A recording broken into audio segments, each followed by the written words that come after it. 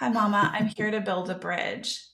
Oh, wow. And that was the moment that I realized, oh, if it's a bridge, both Uh-huh. sides have to build. If you have Yes. one side building, you just have a lookout. But I'm surrounded by turkeys. And you're not surrounded by turkeys. You just plucked the feathers of all the eagles around you. What is going on, L&M family? I've got a good one. And of course, I'm getting like a double dose of awesomeness. I've been able to have a conversation, and I know we're going to have future conversations with our guest today, who is an expert in building high performing relationships. She's got over 20 years of experience working with top tier companies like Apple. So, like super, super fancy, real legit, highly accomplished individual who now partners with leaders, teams, and organizations to optimize their relationships for unstoppable results. And she's also a best-selling author of Meet Me at the Bridge. So if you're not intimidated, I need to let y'all know out there, I'm a little bit intimidated over here, except that she's super awesome. So you're going to get to meet Miss Kimberly Sauceda here in a second. And if this is your first time here, this is the Learnings and Missteps podcast, where you get to see how real people just like you are sharing their gifts and talents to leave this world better than they found it. I'm Jesse, your selfish servant, and we about to get to know Miss Kimberly. Miss Kimberly, how are you? I'm great, Jesse, and I've been looking forward to this. So I'm excited for us to chat today. Oh my goodness. And you got a lot going on. I know you do. And so I'm grateful to you for gifting us with this time. I know that it's going to, if it doesn't at least rev some people's engines, it will at least start a few fires in people to get moving and get going. And so I was looking at the stuff, kind of stalking you a little bit on the socials. And I said, oh, I got a nice question I want to open up with. Okay. I mentioned in the intro, there's a lot of like language about relationships. Mhm. So are we talking about dating? Here's the funny thing. So, no, this is what I've been talking about are work relationships. And so the idea is building a bridge and that both sides have to build the bridge. However, here's the funny thing is I have spoken at dozens of companies and talked now to thousands and thousands of people. And here's what happens afterwards. Inevitably, somebody comes up to me and they're like, this idea of a bridge, it actually works for all your relationships because I talk about a foundation of trust, respect, and connection. And they're like, it works really well with my kids, which is amazing because that's actually how the whole thing started. And then Mm, people also say, oh, it works really well with your significant other too. And I'm like, it does, in fact. And the other bridge that I'm starting to write about and have been writing about, ready? It's the bridge mm-hmm. itself. It's the bridge you're going to have the longest. So Oh, it works in so many different facets, Jesse. And I love that people are seeing that and coming to me and saying, you need to write another book. What about this one? And saying how it's transforming their relationship. So I'm super grateful and humbled with the reception of all of it. Yeah. oh my goodness. Well, so folks, if you didn't catch it, the stuff when somebody is providing and delivering universal principles, it translates across. And of course, I was being goofy. Are we talking about dating? Because the things you nailed it, and I especially love little nugget here, y'all. The idea of this relationship with yourself. Yeah. And so that's something, a project that Miss Kimberly is tinkering on right now. We're going to have to talk about that in the future. Really put that one on the shelf. Yep. Um, but primarily, the book is based on the best-selling book is based on relationships interdepartmentally within the professional space, if you will. Yeah. But those principles are applicable in familial relationships, in romantic relationships, and so forth. Did I get that right? Yeah, that's absolutely right. Absolutely. Yes. And There wasn't a book that really talked about employee to manager, manager to employee, and how both sides really need to work together. That's the kind of the key differentiator. But this book, yes, is absolutely based on that. And it can be up and down, right? So how you manage Yep. a team or also how you manage up. Oh man, that so many people, rather, I'll say it this way. I did not understand the value. First, I'll say that I did not understand the value of managing up. And then I didn't understand how to do it effectively.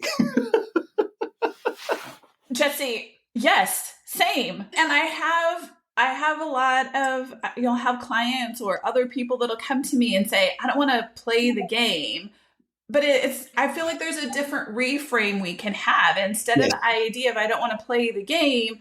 Like there are certain things that are happening, and it is the traction that you get when you have a solid relationship with someone, when you have really good trust. There are tons of studies from Harvard Business Review across the board that have been done about how important trust is. So it's not, I don't know, I wouldn't look at it as like a game. You're not trying to Right. manipulate. It's just that relationships are so much better when they're stronger than if they're just like transactional. Oh my God, totally. Yeah, because transactional is disposable, right? Whatever, I'll just Yes. get another one. Yes. Yes. Now, when I used to say that, I don't want to play the game. Looking back, I can see that what I was really saying is I want everybody else to play my game.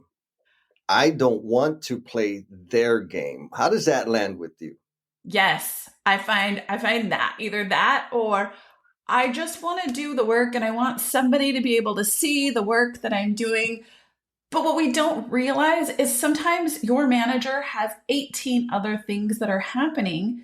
And so Yep. if you tell them the things that you're doing or the things that your team's doing, you're actually enabling them to be your advocate, right? Yes. Yes. Yeah. And it's an uncomfortable thing. I know for me personally, a lot of people I know, like advocating for yourself is uncomfortable. I know my upbringing was keep your head down, work hard, do the right thing, be polite, play fair, and you will get noticed. Yes. That was true at home, not in the workplace. Right. Yes. Yeah. And so I have that framework going into the professional space in construction. I'm a construction guy Yeah. where it's very competitive. Hmm. And there are some people that are very skilled at advocating for themselves. And even worse, some people that have made a career of taking credit for other people's work. Yes. Yes. What do you think about that? I mean, that is the ultimate and frustrating when there is somebody that is taking credit for someone else's work, or when there is someone and they like just kind of showed up and were part of the project, but they didn't actually do the thing. Or I work with several people in construction and I did a whole leadership program for a construction company. And sometimes you'll have someone and the estimate will be a little bit off, or hey, they meant to do this, but they didn't get around to it. And other people come in and pick up the slack. And so Yep. when reviews come, they're like, well, I did this, but it's inaccurate, right? Yeah. Yep. Physically there, but they weren't the ones solving the problems. They weren't the ones doing the other things. And so, yeah, advocating for yourself can be uncomfortable, but it's also finding that confidence and telling the story in a way that feels solid for you. So sometimes what I work with people about is what's that mindset shift so it doesn't feel like the salesy kind of Mm. person. We talk about, okay, what is it that's holding you back? Who is it that you don't want to be? And what's the story you're kind of creating about that? Because I'll bet that you maybe had something where you're like, well, I don't want to be that guy or that Uh-huh. person. We want to do our L&M shout out. And so this shout out is going to Mr. Amut. Mr. Amut, you are amazing. We've been able to hang out a few times and you left me this note and I want to make sure and share it. So Amut says, something felt missing. Lean often focused on tools and processes. But what about the human side? That's when I discovered the hashtag NoBS tribe, where two remarkable individuals teach people to embrace vulnerability every other Saturday morning, which led me to dive into the emotional bungee jumpers, an experience that significantly improved my communication and leadership skills. Amut, thank you for giving us the shout out. Jennifer Lacey and I, we do the No BS live stream every other Saturday. And we need to make it clear, Amut, you are the one who did the work to build and enhance those communication skills and leadership skills and all the other skills. And folks, if you're hearing this shout out, part of the reason is to motivate you to also send me a comment, leave a review, or share this conversation with your people, especially if you leave me a comment that gives me the opportunity to shout you out in the future. So now we're going to get back to the conversation. Yes. But maybe something beneath that where you can you don't have to be there, but you also don't have to be not saying the things that you're doing. We can come to this confident place where you can advocate and ask for the things that you want and need. Yes, you nailed it, right? Like in my head, I had a friend growing up. You remember Beaker from the Muppets? Yes. Me. Yes. Okay. Yep. That's who he is in my head, because he's always me. Look at me, look at me, look at me. And I'm like, oh, and everybody knew, oh, here we go. We're going to have to listen to him brag for 30 minutes about the same thing he bragged about the last 6 times we saw him. So in my head, me advocating for myself that was the guy I didn't want to be. Yes. Now, but my problem or my misstep was that I associated any style or version of advocating for myself with the negative experience, or I'll say it clearer, the repulsing experience I had from me. Right. And so I had to peel that apart. Yes. And what I'm taking is your work is in that space. Yes? Yes. Yep. Okay. Now, what came first? Like, how did you get there? Did you write a book and then say, okay, this is how you should do it, and then you should do it? Or you were helping all these big, gigantic, awesome companies and picked up on some stuff and wrote the book? What was the sequence or the path for you to be able to have the insight to help people understand that there's nuance and layers to all of this relationship, and maybe more specifically, self-advocacy stuff? Yeah. So okay, there are 3 different parts to this. There's first what was the kind of the genesis of having me starting to look at this. And I live in California. We were at this offsite. It was this incredible, gorgeous venue. And I remember watching the waves break against the coast as it's coming in, and how peaceful that was, and being in this suite and how disruptive everything was. We were doing this vision, strategy, mission discussion, and the person that was leading it was fire hosing everything. And it was so fascinating because this person unintentionally was deflating everything in the room and saying how, no, that doesn't make sense. And no, we can't do this. No, we can't do this. And shutting everybody down. And the poo-poo party. Yes.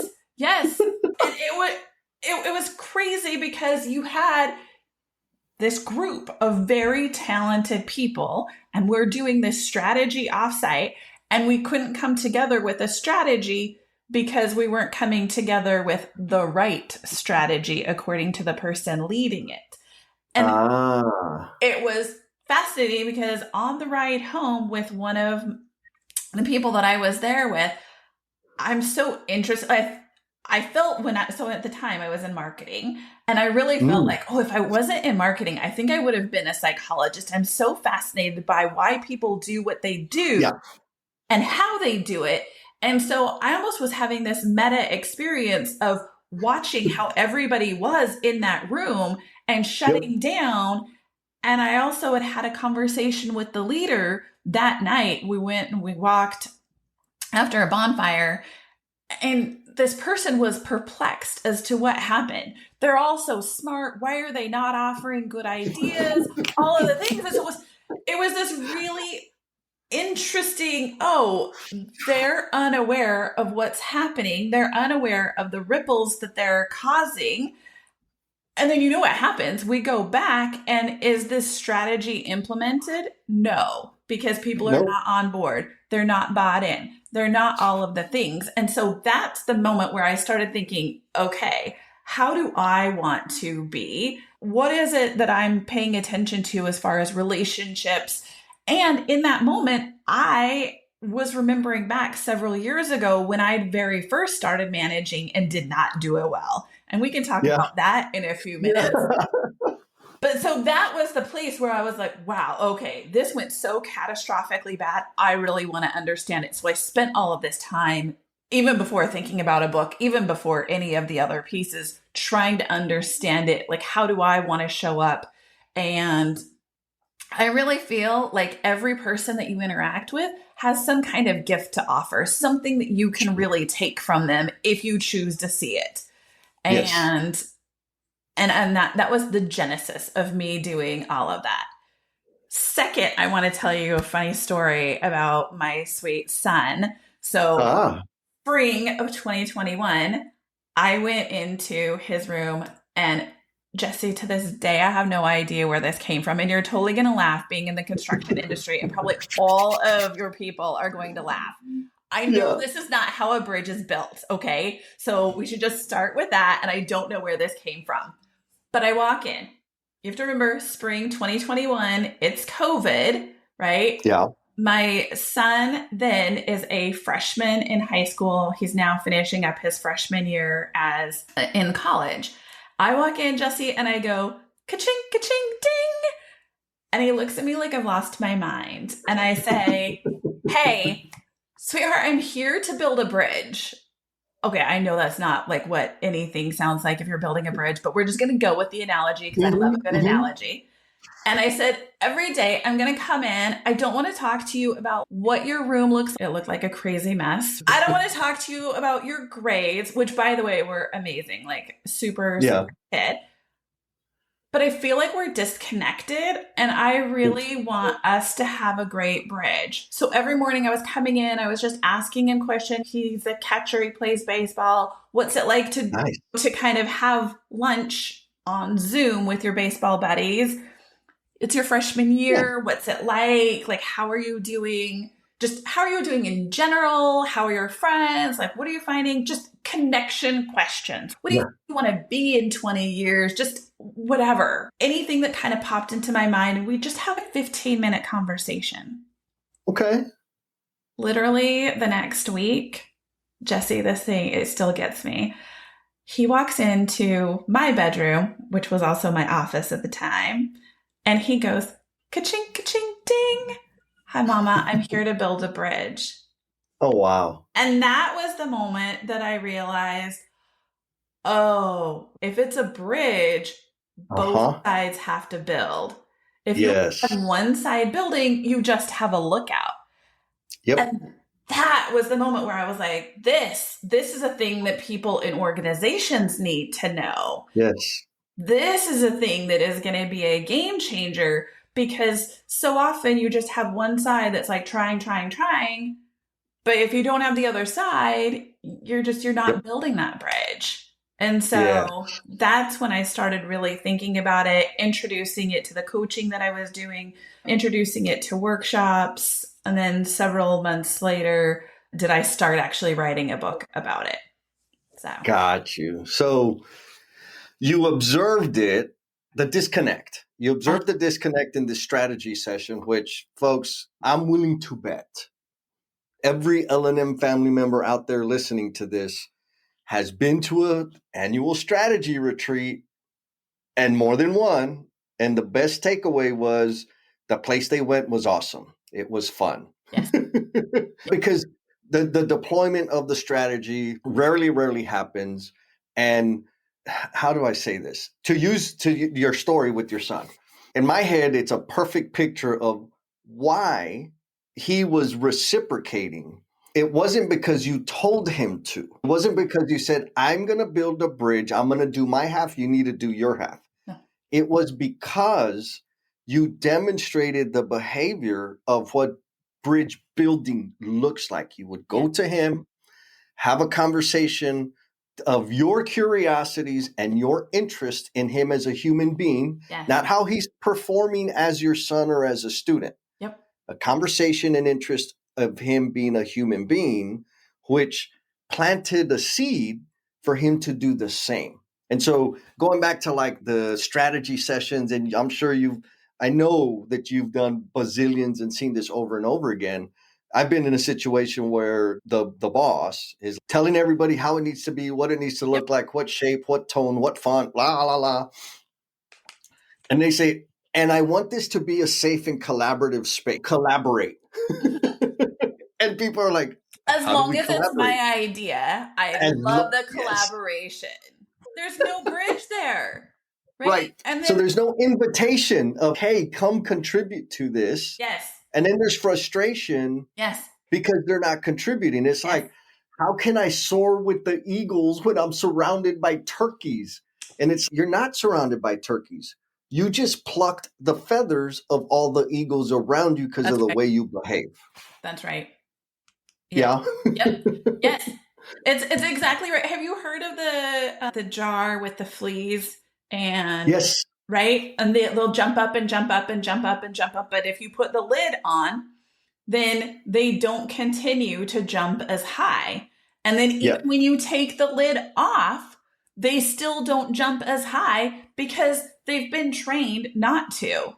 And sometimes leaders end up training their teams that, hey, I know I say that I want you to contribute. I know I say I want you to collaborate, but I'm not actually backing that up with the actions that I do. And that's why mindset and confidence is as important as the different things that you're doing. So it's being and doing, right? Yes. Yes. Okay. So role play. Mm-hmm. I'm the boss. Mm-hmm. I'm the one that's putting that limit to people's capabilities. How do you help me? And now I believe, and I really do wholeheartedly want them to excel and share all their creativity, all their critical thinking. But because of the way I function, I'm suffocating that. Yeah. How do you help me? Like a couple pointers you would give to a stubborn, blind person like me.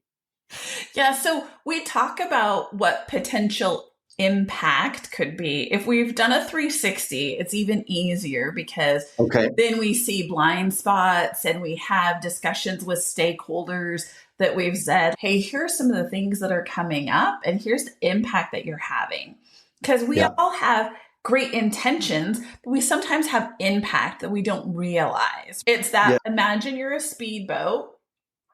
And as you're going by, there are all these ripples and they're affecting everyone else, right? Yes. You're not aware of what your wake is. You're still responsible for your wake. So one of the things that I talk about is what's the potential wake that you're causing there, right?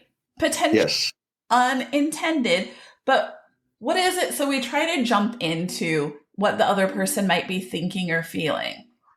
Yeah, I hear you. It does sound really frustrating that they're not coming to you with ideas. What might be behind some of that? Oh, okay. So when you're talking about doing strategy sessions, how is it that you are asking for them to come to the table? And I drill down to, when are you bringing your ideas? When are they bringing their ideas? Because if it is somebody that is just coming to the table and they already know what their ideas are, and they're doing active listening that's not active listening. Don't even get me started on that. So we basically peel back the onion, and I would say to all your listeners, what is it? What assumptions are you making about people? Are you assuming that they don't have great ideas? Okay, well, what led you to believe that? And how might some of the stuff that you're doing have some kind of impact on that? And if you go to the table thinking that they have great ideas, you're actually going to be acting differently. How do you encourage those great ideas? And how do you encourage the implementation of those great ideas? Because Yes. here's the fascinating thing that's happening right now.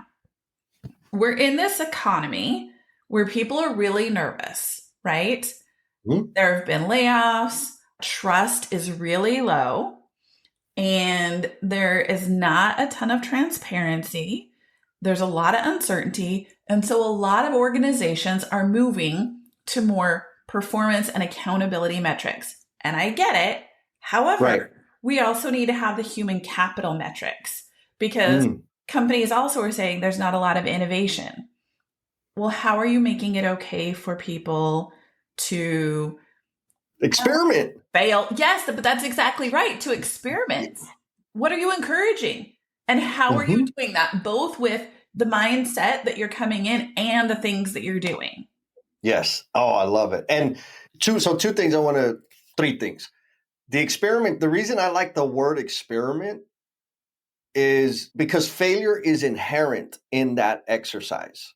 Yep. Because I'm going to run multiple experiments to get the outcome that I want. Yes. I cannot experiment if there's a punitive response to failure Yes. in experimentation, Yes. which is very different than failing or refusing to comply with the roles and responsibilities that I've signed up for. Those are two different things. 100%. Yes. Yes.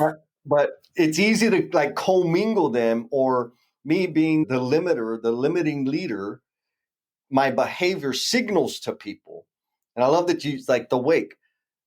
I am responsible for the impact of the weight, even though I can't see it. Like for me, the biggest struggle I had was I didn't understand that, like in my head, I'm still a skinny, troublemaking plumber from the South Side. I'm not skinny anymore. I'm still a troublemaker. So as I got promoted into different roles and levels of the organization, I didn't understand that my title amplified my behaviors and my words. Yes. And it took a long time for me to really take ownership of like, hey, dummy, don't say dumb things because you're giving people permission to say and do dumb things. Anyhow, I know not everybody has that problem, but I did. So that was the second point. Now, in terms of seeing the issue, like the 360 survey, if you don't know what a 360 is it's a survey that, like, let's say again, I'm the limiting leader. Everybody, not my bosses, they're going to get surveyed. The customers external to the organization, they're going to get surveyed. The people that report to me that I'm the boss of, they're going to get surveyed.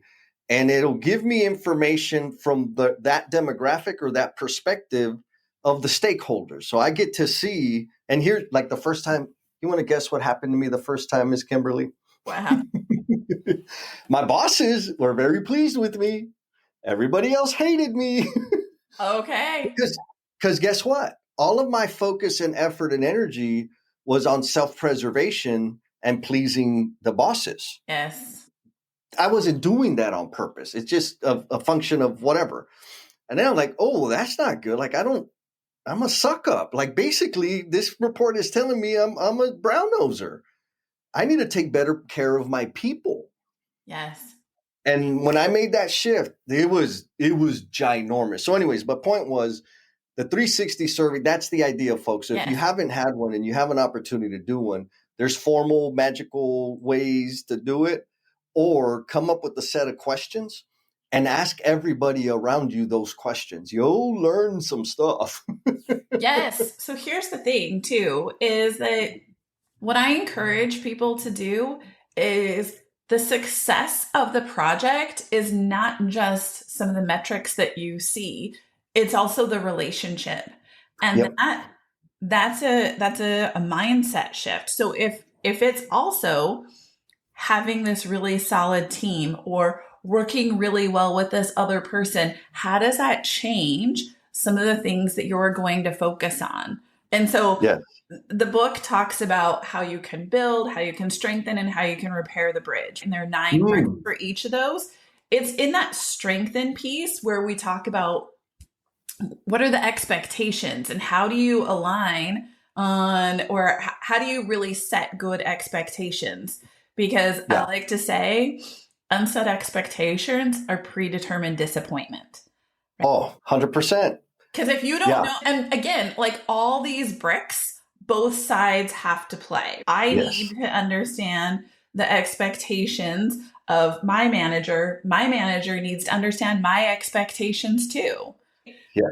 And then aligning on goals and then really having that kind of growth mindset, that opportunity that, hey, we can really grow together. Exactly what you're talking about is so important for having the really good relationship that sometimes people don't think about. They're like, you know what? I just need this bid to come in on time. Forget everybody else. Right. Just get me the information. And then, sorry, the next person they're going to have to deal with if I cut some corners or whatever so that I could get it in. Or Yeah. the person that takes the bid and then actually goes and does the project is, wait, this information didn't include everything. And so now we're going to be out of scope and then is Yep. upset, right? Yes. The way I think of that, or the way that lands in my head, is there's the radical chase of outcomes, Yes. deliver the damn estimate, which causes us to be blind to like the unintended consequences, specifically in the relationship, human interaction stuff. Because yes, I got the thing done, Yeah. but I had to put somebody else on the back burner. And I mean, it's not at to the degree that the team deserves, but my butt was on the line to get it to you by noon, and I got it to you by noon. Yeah. There's going to be collateral damage that plays out in the human interaction relationship space. That's, yeah. Exactly.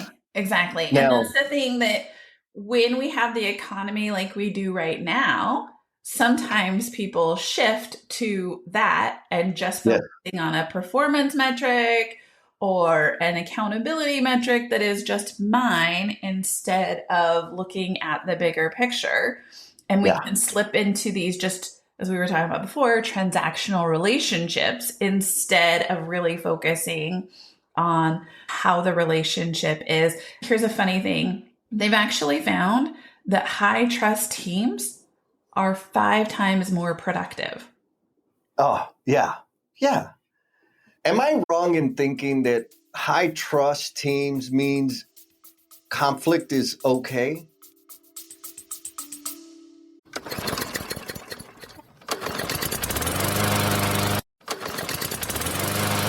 I'm sure that leaving this world better than you found it doesn't happen by accident. And I want to help you spend more time making this world better for yourself and the people you care about. So I want to invite you to the next Do the Damn Thing Time Mastery Workshop, because we're going to be having some fun. We're going to be taking all those goals, those ideas, those projects, those dreams, the things that you keep putting off because of the commitment you make to work and the commitment you make to family and the commitment you make to everybody else except for yourself. When you get those out of your head and finally come up with a plan, make the space, find the time for you to make those things real, for you to actually get the ball moving on the things that are going to give more flavor and meaning to your own personal life. Check the show notes for the link. I hope to see you there.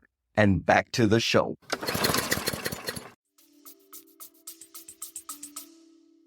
Oh, I love that you're asking that question because people look at the word conflict and they think it's going to be like some loud fisticuffs and all these things. You have conflict when you're doing brainstorming, when you have different kind of opinions. So when you have a high trust team, it should mean that it actually enables those conflict discussions to be navigated so much better. Because one of the other pieces when you're looking at repairing the bridge, it's curiosity, it's listening, it's ownership. And so you actually can navigate conflict really well when you have this basis of really solid trust, really solid connection.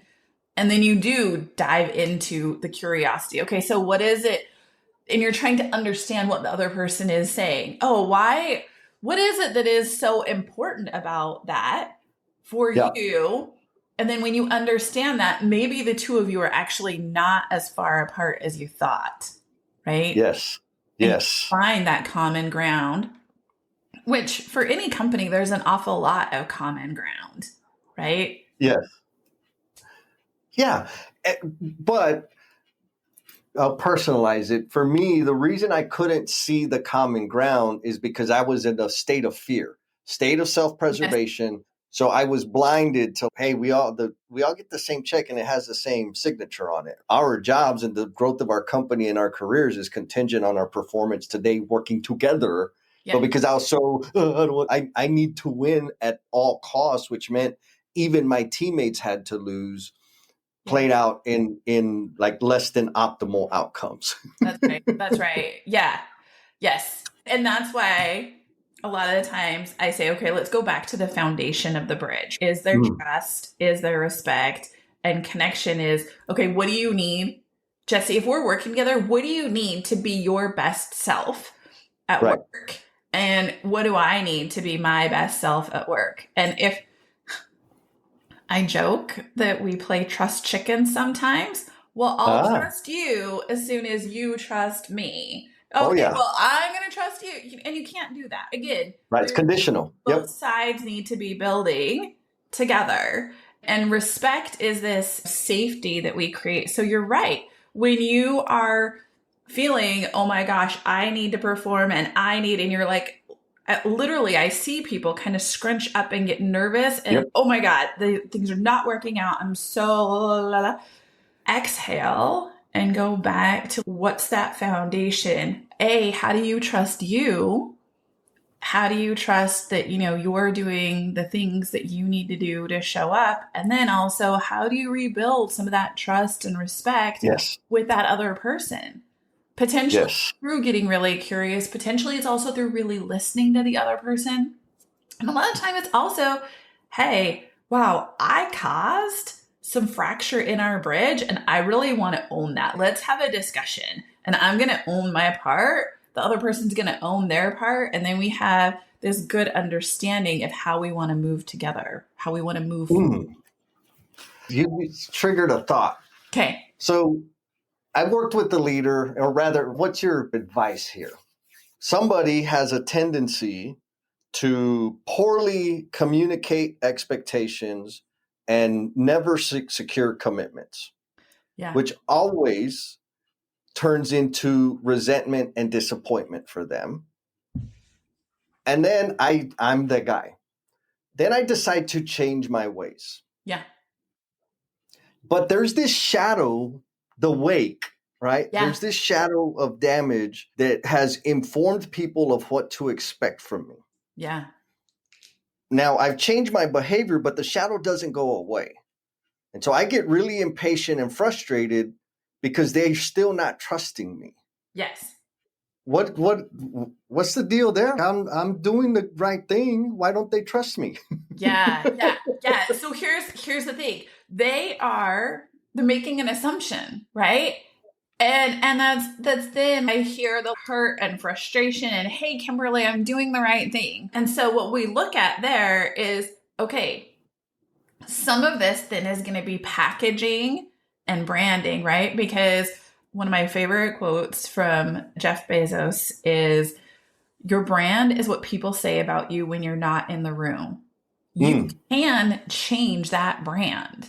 Okay. Yeah. And so, hey, let's create what is that brand that you want to create. And then let's over index on some of the communication. And so, great. Here are a few things. Proactively tell people, hey, I'm wanting to make sure that there's transparency here. My timeline is like this, and I will let you know if it feels like there's something that's going to affect that. And I'm going to proactively talk to you early on so that there aren't surprises. I know that previously there have been surprises and frustrations and whatever. And so here's what I'm doing. So you're really transparent about like how you're continuing to do that.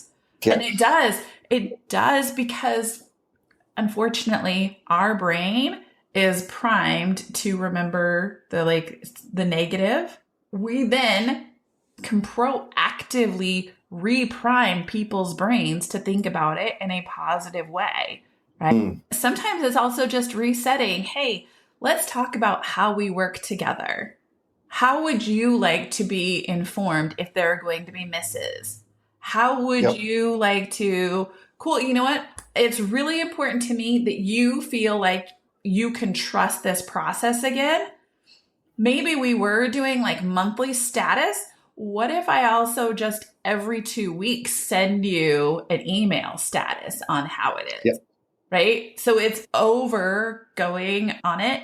And it's also, I would work with the other person internally to be like, okay, I want you to think about where you're getting wins, where these different things. So you're also, and I'm going to nerd out on the brain for just a second.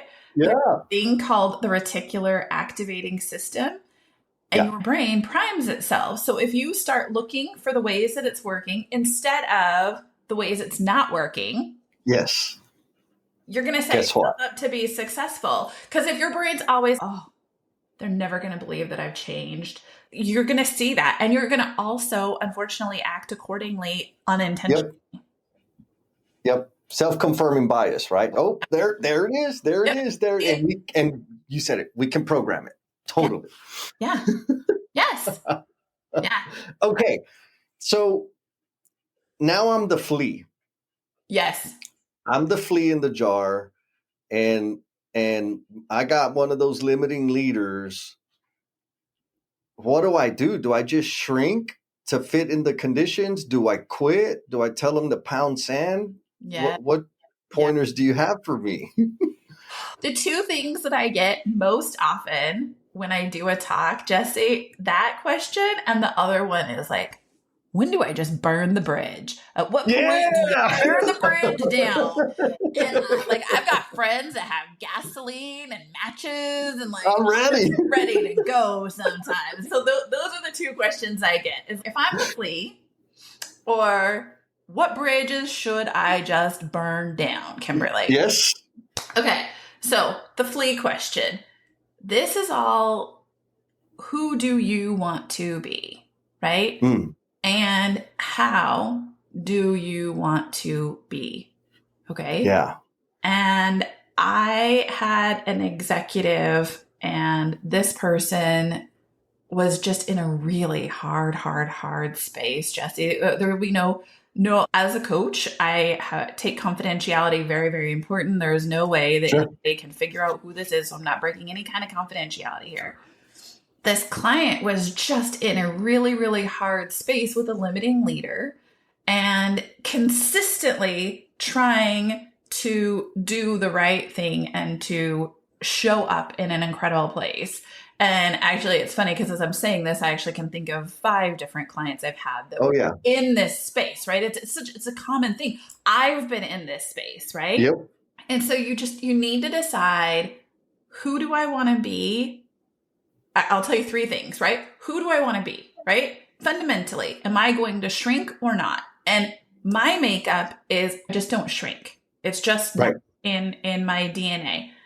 The second piece, though, is where do I get my value and validation so it doesn't wreck me internally?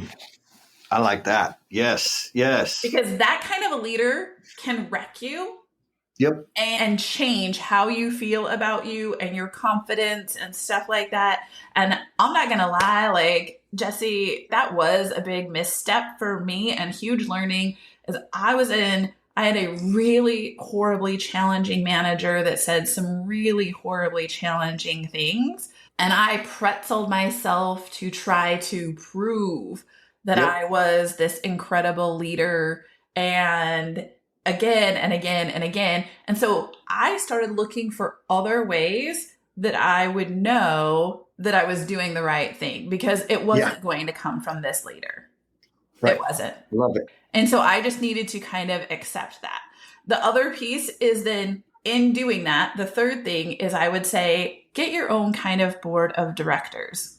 Where do you then navigate that so it's not this one person that potentially is ruining your reputation. And then you can, and I've had several clients, you can move yourself into another role where you are valued. It's such a core Yeah. thing. We want to be valued, we want to be seen. And so you have to realize, like, where do you get that value? And that it doesn't necessarily come from this person who may or may not be the best equipped manager. Oh, the one thing that stands out is find another source for your validation. Yeah. Because you can absolutely do that. And I just love the way you phrase that. And no wonder people say, man, this stuff applies at home too. Oh, yeah. Right? Yeah. Because I've been in those relationships where she's just never going to be happy and very, very unhealthy. Yeah. Lost myself entirely trying to contort myself to Yes. make her happy. Yes. And it was impossible.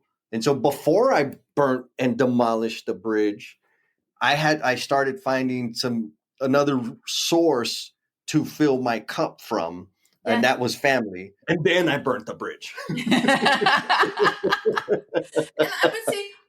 Okay, so as far as romantic relationships go, I feel like there isn't one person that's going to be the end all everything for you. Yeah. This is going to be the person I do everything with. I think it's almost an unfair thing to think that one person can be everything. So find some of those pieces from your friends, from your family, from work, from different things, and also find that phenomenal person that lifts you up, that you have this incredible bond with, that loves you deeply. And there's like, whatever, it takes a village to raise a child. I think it also just takes a village for you to be a whole person too, you know? Yeah. Yeah. Which speaks to the personal advisory board. Like for me, my personal advisory council has been something I stumbled on, I don't know, 8 or 9 years ago. But it was like, man, I want to grow. I want to learn. I want to improve. I want to serve better. And there's a whole lot of gaps that I got. And it can't one person fill those gaps. So I said, okay, I'm going to talk this person for this person for this person. And it moves around. Yeah. But it's been tremendous. It's been, and so the same thing, right? Is okay, where do I get my validation and support and reinforcement from? There we go. There's another clue. Exactly. Yes.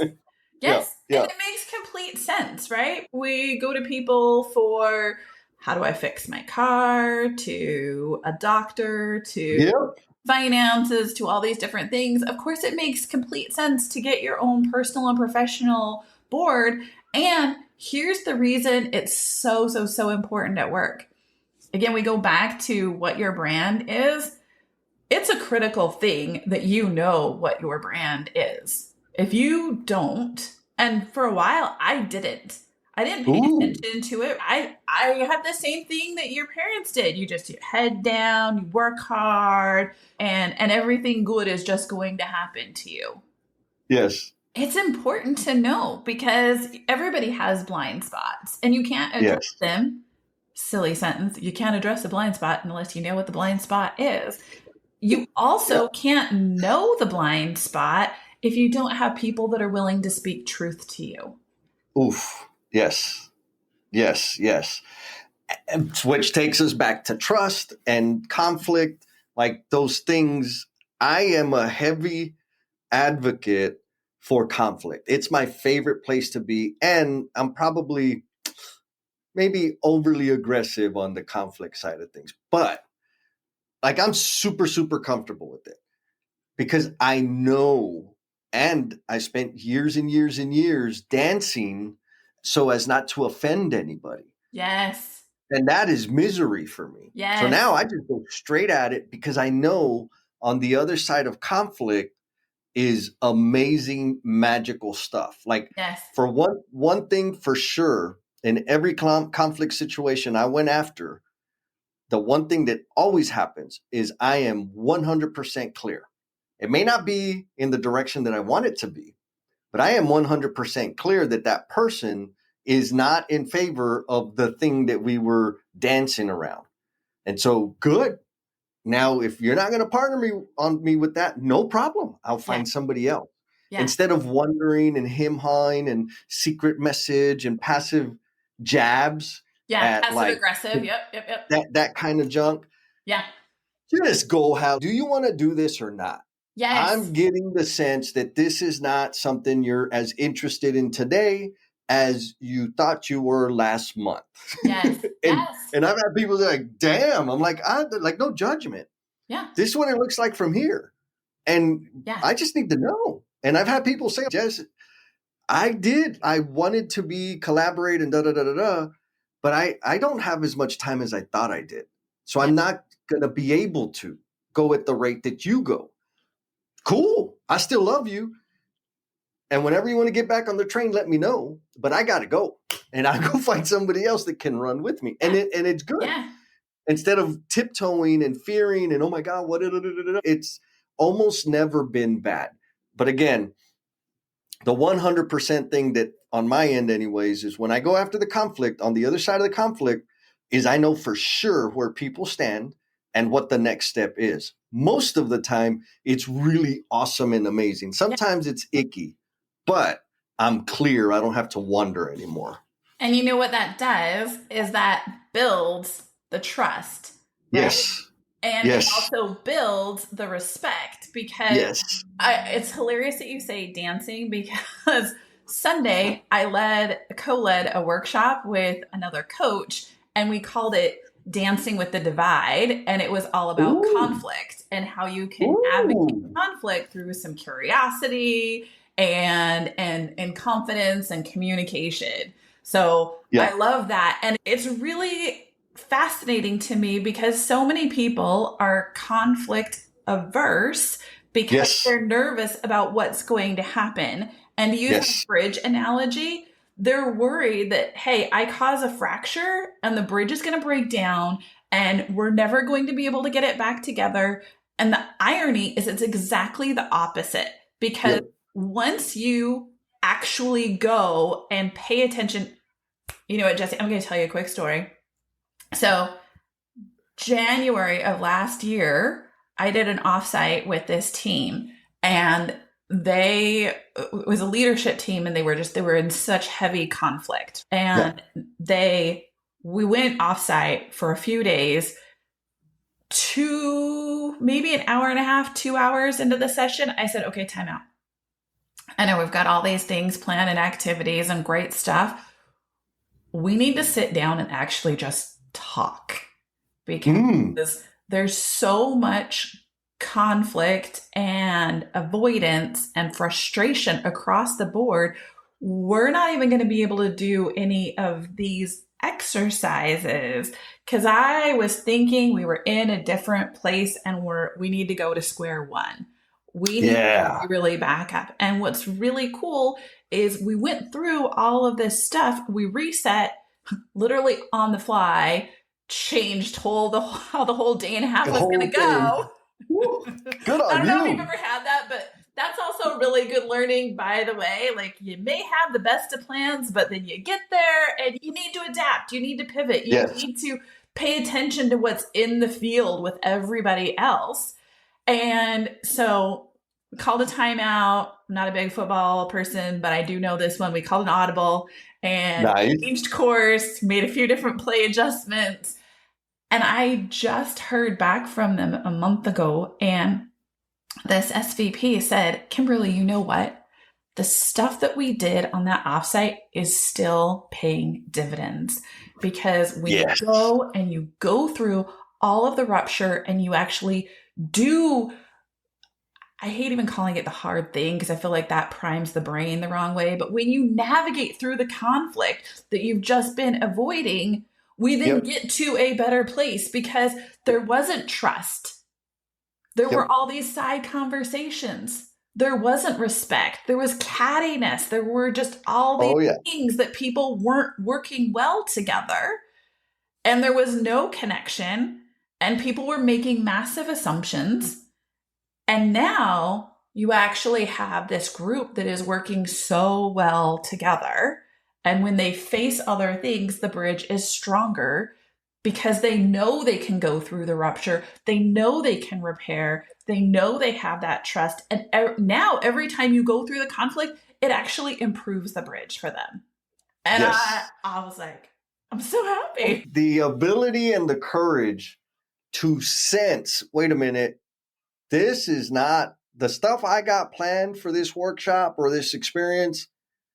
These conditions, this ain't going to work. Yeah. So that's experience that you brought to the table, which is amazing. And then the courage to say, we got to have some hard conversations, y'all. We ain't going to be playing games. That ain't going to get us nowhere. It'll be fun. It'll be entertaining, but it's not going to have any impact. So we're going to go back. Applause to you, Miss Kimberly, because I know how scary and also how exhilarating that is. Yes. Because like you were there, you're like, oh, I knew it. Finally, these people are having the conversations. Yes. Yo. Yes. Yeah. Oh. You're right. You do have to say, okay, ego, we're going to set you over here. I understand it was this beautiful plan of a project. And we're going to scrap this part. And we're going to go and do this. And I feel like that's also a thing as leaders that you need to do. When you're not connecting with your team, you need to say, okay, we're going to have a moment of humility here. And we need to do something different. Instead of just charging through and being like communicating those jerks. You don't get a pass. We don't have license to blame them if we can see it. Yes. When I very first started managing, I was like, I've got this. I've had some great managers. I've had some bad managers.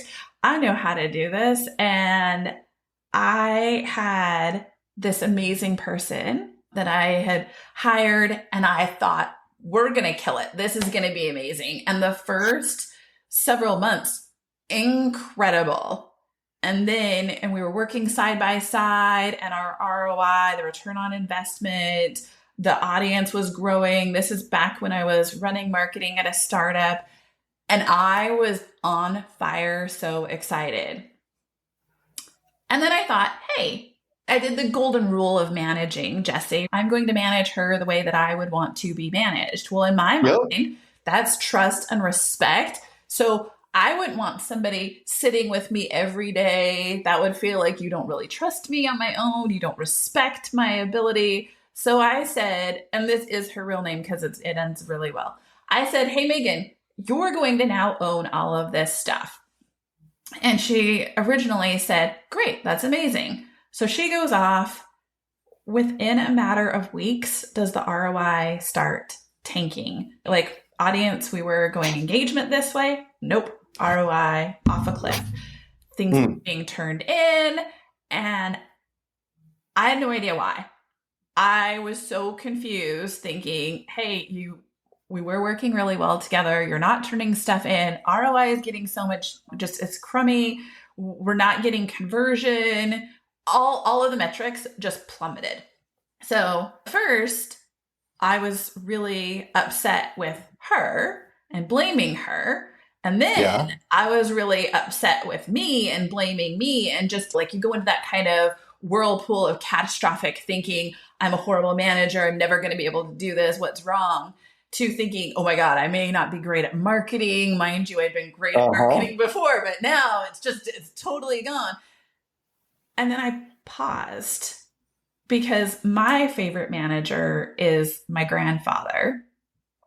And he was an expert at managing. And one of the things that he did best, Jessie, was connect with people and find out what they actually needed. So I sat down with Megan, and at first we were talking about the ROI and why the ads weren't kind of coming in, why she wasn't delivering stuff. We talked about why the ROI was tanking, why she wasn't posted, like all these different things. And you hear that key word. I was using why, which is not a great word, right? It's accusatory. It is, right? It's got all this built-in crummy stuff to it. So I first started changing that and started asking what and how questions. I second also started asking her questions about her and what was going on for her. Crazy thing. Here's what she needed. She wanted a 10-minute check-in every morning and a 5-minute checkout. She wanted to know how everything was going. She wanted to know, hey, she wanted to tell me, here's Uh, the thing that I'm going to be doing. yep. She also wanted validation at the end. Hey, this is what I did. Did it work? She wanted to connect about Yep. her, at the time, boyfriend, Ben, now husband, father of her adorable child. Wow. We started doing that and everything turned around, Came Jesse. back. Everything came back. And here's the thing, Yep. lest anybody think that she is a high maintenance person, she's actually not. She is a VP of marketing, absolutely killing it now, right? And she was a rock star. I just wasn't managing her the way that she needed to be managed. Yes. This was a me thing. And Yes. once I sat down and talked to her and connected with her, everything changed. And this is such a game changer thing. I can't tell you the number of people. I got a workshop about how you connect with people. I've talked to executives. Here's how you connect with people. It is literally turned around. I've had countless executives say, I was going to fire this person. And then we started having this connection. And it is completely different. It changes Yep. the whole dynamics of the relationship. And it is not the heavy lift that people think it is to build relationships. It is the crucial lift to build the relationships. I love that. I love the crucial lift. So, summary, trust lives in conflict. Conflict avoided is conflict multiplied. Yes. Understand what people value and appreciate. So here's a question that I like to ask, and similar to you, I did it wrong for so damn long. But super simple question that I'd love to get your thoughts on. I ask people on a high frequency, especially like people I'm working with, direct reports and so forth. It's this: how can I better serve you? Yes. And people, when I ask that question, people are like, oh, well, what do you mean? Well, we're partnering on this thing. We're working together. Like our success is interdependent. How can I better serve you? Yes. What do you need? Do you need resources? Do you need time? Do you need like, tell me what it is. Yep. I'm not saying I'm going to do all of it. Right. But if I know I can at least work towards getting those resources or whatever it is to better serve you, because if I better serve you, the outcomes for all of us are going to be greater. And I throw that question out there because I used to have a mindset of, oh my God, I got to go hold everybody's hand and I'm supposed to know their stupid dog's name and I hate freaking dogs. And it's not that. It's simply discovering how to better serve them. And if I ask that question that way, that's already an immense deposit in the emotional bank account that starts the trust meter running. What do you think? I love that. I absolutely love that. And I think that the part of the key of that is the what do you need, right? And asking it as a serve. I think it's also really important to ask when somebody comes to you and they're really frustrated to also ask, what is it that you want in this moment? Because sometimes they want an event, sometimes they really actually want to be appreciated.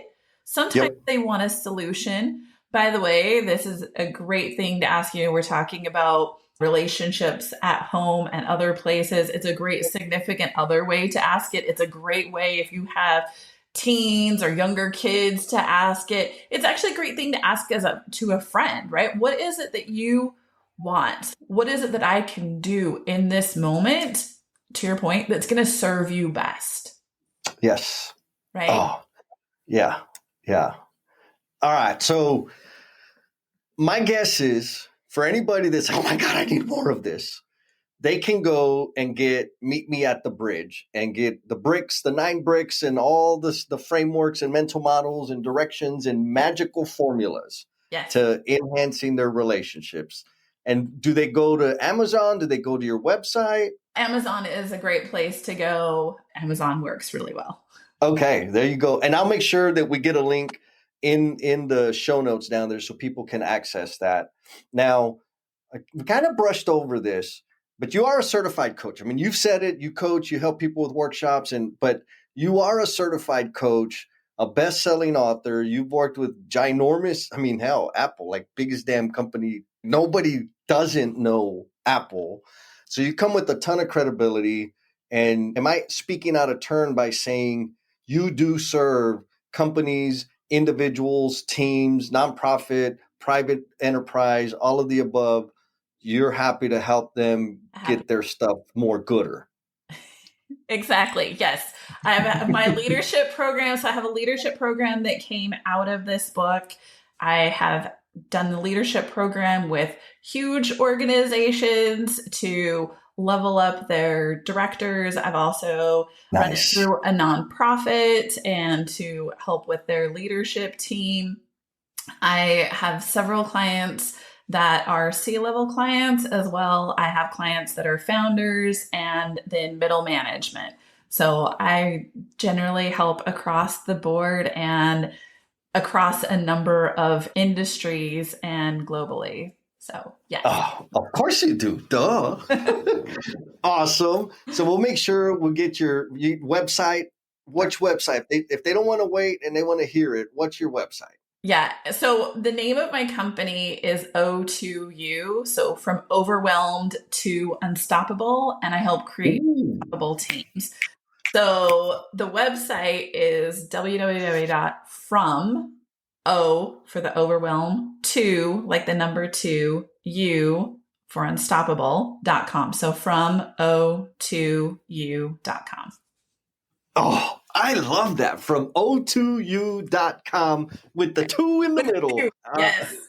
Oh, that's you must know. You must be marketing. You're a marketing person, huh? Storytelling, branding, creating connections. Those are jam. Yes. Oh man. Well, we've been having so much fun talking about fleas. We didn't get to talk about the other book.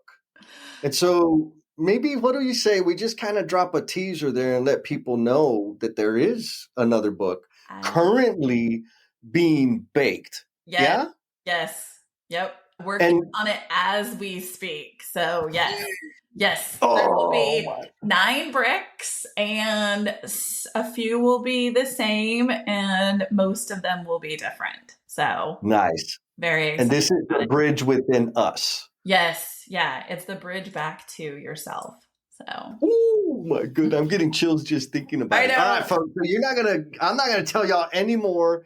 You're gonna have to come back to hear part 2 of when that book is ready to launch. Yes. We'll definitely be talking again, Miss Kimberly. And so I got the final question for you. Okay. And given all your breadth of experience and your heart, it's clear to me how much of your heart you put into the work that you do, the things that you observe and see. I'm excited to hear your answer. So here's the question. All right, I'm ready. What is the promise you are intended to be? Oh, I love this question. The promise I am intended to be. I think it is all about creating those magical connections with people. I told you that I really believe that every person has some kind of a gift. It is creating that kind of magical connection between people, creating an incredible bridge, creating an incredible learning more about them, really seeing them, appreciating them. There's something just magical about those different connections. So yeah, it'd be something around like creating connection, creating magical connection. Yeah. Oh, I love that. And you're doing it. Not only like for the people you connect with, me being one of them, but you're also helping other people do that. So you're living that promise. I'm not surprised at all at how touching your answer or your response is. Did you have fun? I had so much fun. I'm already looking forward to coming back, Jesse. We will definitely do this again. Yes, ma'am.